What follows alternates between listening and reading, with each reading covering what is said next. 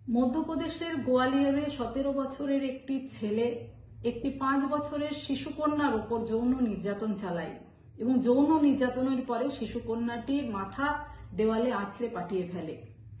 আমার প্রশ্ন ভারতবর্ষের মাননীয় প্রধানমন্ত্রী নরেন্দ্র মোদীজির কাছে, আপনি আর কতদিন চুপ করে থাকবেন?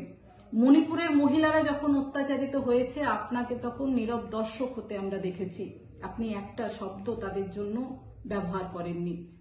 মধ্যপ্রদেশের মুখ্যমন্ত্রী মোহন যাদবজি, তিনি মধ্যপ্রদেশকে ধর্ষকদের স্বর্গরাজ্যে পরিণত করেছেন।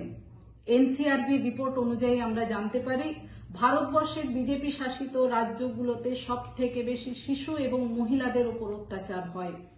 গুজরাট, মধ্যপ্রদেশ, উত্তরপ্রদেশ, রাজস্থানে এখন ধর্ষকদের স্বর্গরাজ্যে পরিণত হয়েছে।